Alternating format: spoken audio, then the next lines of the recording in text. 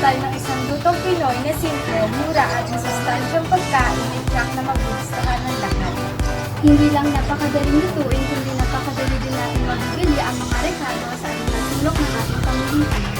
Maraming bersyon nito dito sa Pilipinas, pero ito ang aming bersyon ng Ginataang gulay. At ito ang mga sangkap na ating kakailanganin.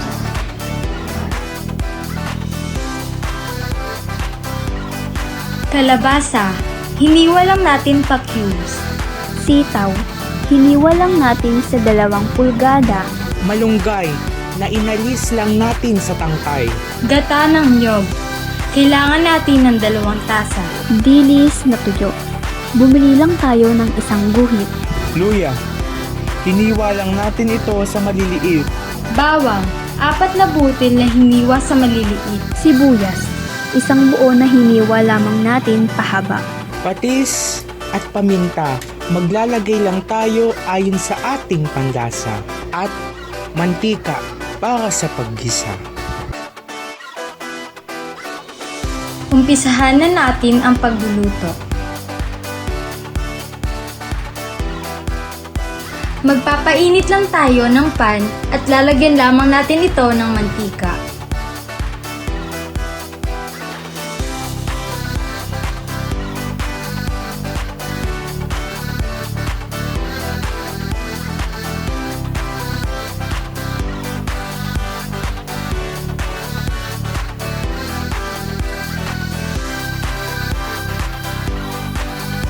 Pag mainit na ang mantika, ilalagay na natin ang sibuyas. Hahaluin lamang natin ito ng 30 hanggang 35 segundo.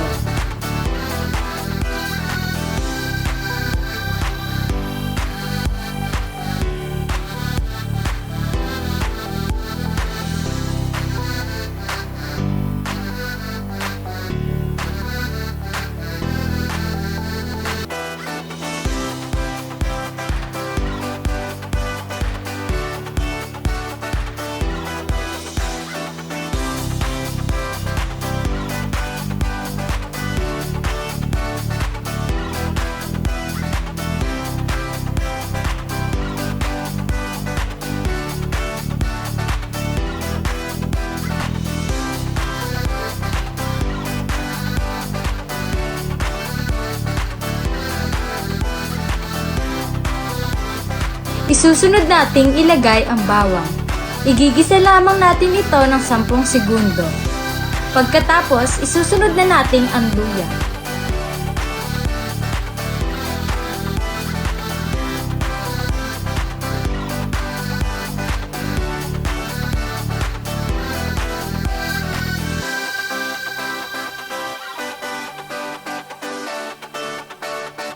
Eto na. Ilalagay na natin ang luya. Itutuloy lang natin ang pag-isa nito hanggang tuluyan ng lumambot ang sibuyas.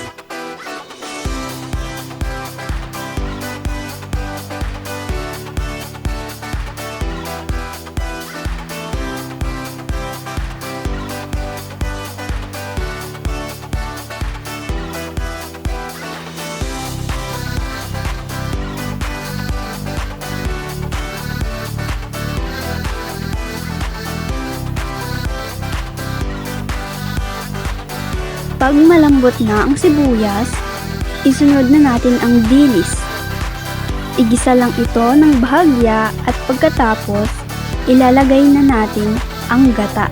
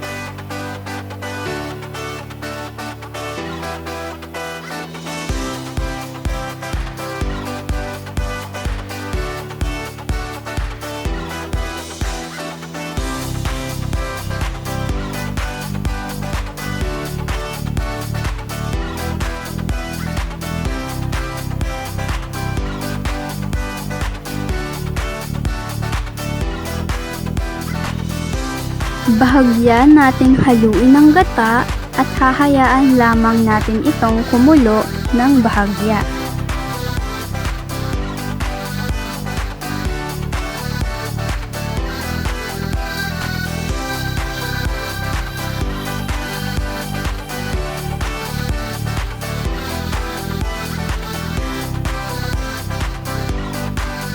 Takpan muna natin ang lutuan para mas mabilis kumulo.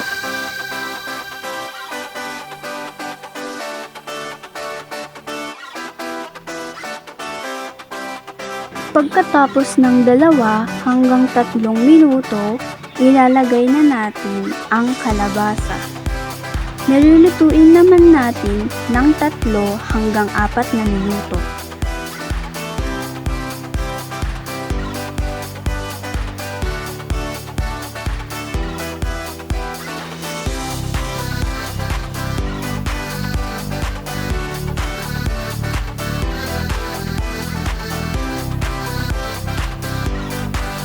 Habang hinihintay natin maluto ang kalabasa, alam nyo ba na ang kalabasa ay madaming benepisyo sa ating kalusugan? Isa na dito ang pagpapalakas ng ating immune system. Ito din ay tumutulong upang maiwasan ang cancer. Nagpapalinaw ng ating mga mata at madaming pang iba.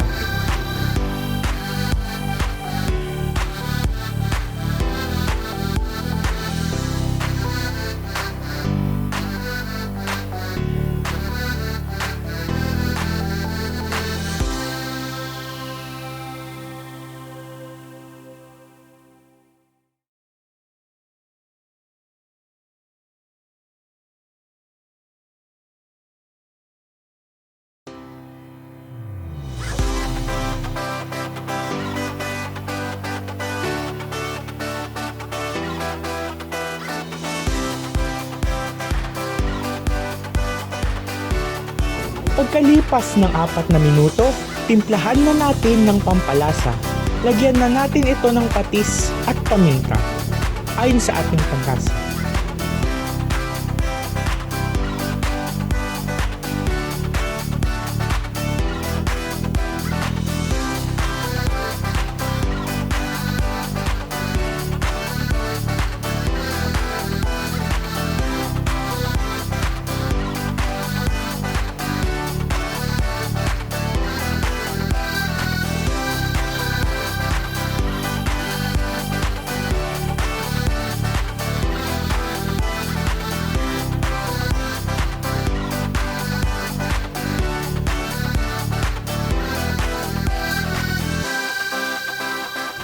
Pag-ayon na ang lasa, ilagay na natin ang sitaw.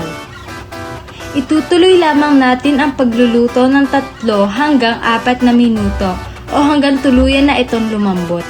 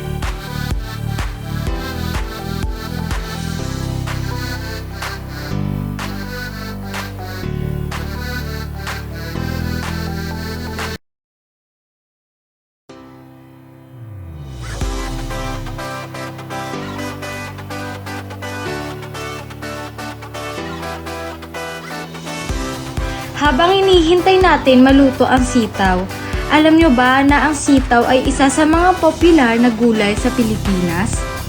Bukod dito, meron itong maraming benepisyo sa ating katawan. Isa na dito ang pagbaba ng panganib ng sakit sa puso. Nakakatulong din ito sa pagkontrol ng diabetes at nagpapalakas din ito ng ating immune system.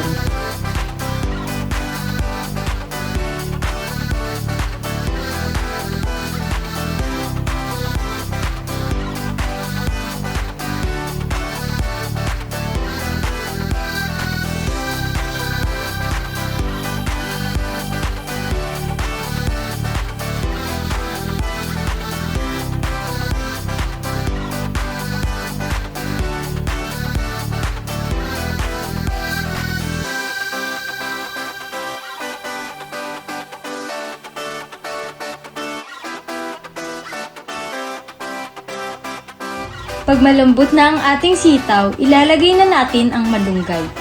Lulutuin natin ito ng 1 minuto. Madali lamang ito maluto kaya 1 minuto lamang natin ito lulutuin.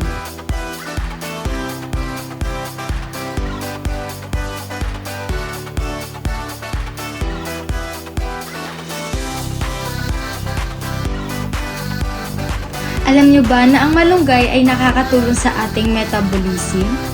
Nakakatulong sa pagpapagaling ng sugat at mabisang panlaban sa infeksyon.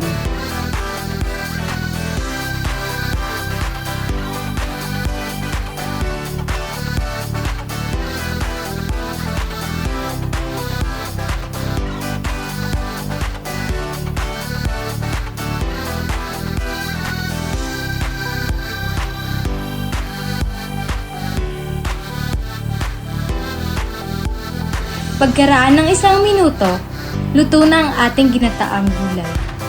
Maaari na natin itong ilagay sa serving bowl at pagkatapos maaari na natin itong ihain.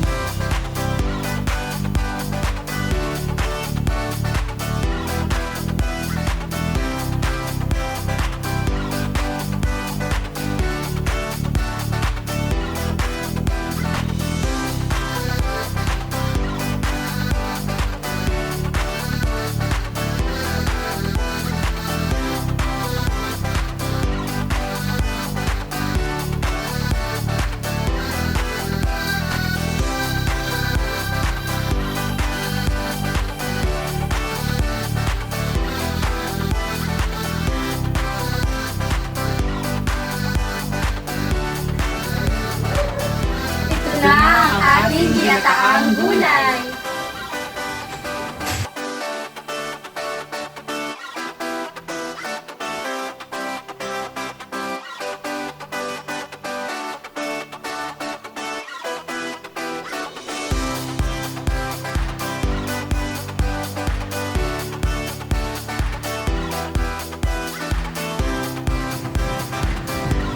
Ako po si Jana Kalanin, Ide Alandon. Ako naman po si Angel Jasmine Carlos. Ako naman si Geraldine O. Bahar. Mula sa Mobility. Maraming salamat sa inyong panonood.